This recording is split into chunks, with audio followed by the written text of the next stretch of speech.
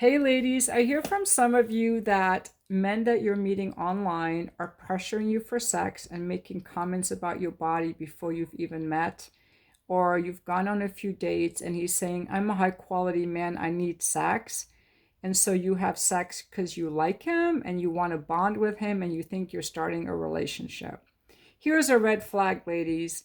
A guy that's coming out of the gate having sex is showing a lot of dysfunction. He's offloading responsibility for his own bodily needs onto you. He might as well be asking you to pay his bills, wash his car, or make his dinner. A man has to be responsible for his own need to release, and God gave him a way to do that. It's called a hand. Men do have this very strong need to release. However, we all have a need for something: air, water, food, clothing, and we have to be responsible as adults. We're responsible for meeting our own needs. So be very careful of anyone who's pressuring you to take care of the needs that they need to take care of themselves.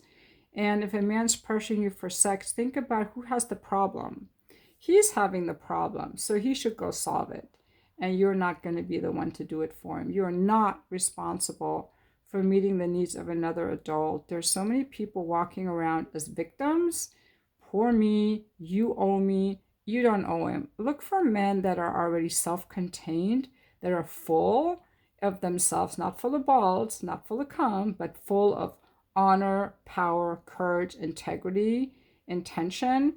And look for men like that, men who aren't pressuring you because they don't need something from you. They have something to give you. Those are the men that you really have to look for. And those men know how to handle their own sexual energy. Another way that men scatter their sexual energy, they hold women responsible for it. They plunder women for sex, like they go around spinning plates, so to speak, or they watch too much porn.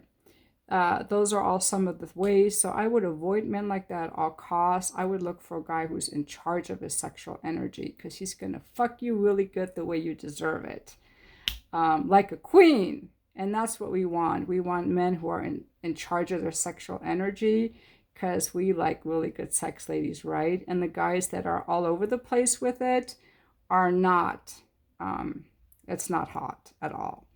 Anyway, you're not responsible for meeting the needs of another adult man. And by the way, if you're in a relationship and you're with a guy who's always depressed, he's always a victim, he's always angry, nothing is his fault, you're responsible for everything, the world just treated him bad, there's nothing he can do. I mean, there are just a lot of people like that out there. So I would just stick with the people that are already taking responsibility for themselves. As a first step, is called being an adult. And all these men are going around going, oh my God, I need sex. Okay, well, that's your problem. Don't, that's not being nice. Helping them is not being nice, helping them out. It's called being a doormat and having no self-respect. So maybe you didn't know, but I'm here to encourage you that any man that you date has to show that he has autonomy over his own life and is responsible for himself. And anyone who doesn't have that, just show them the door. That's my tip.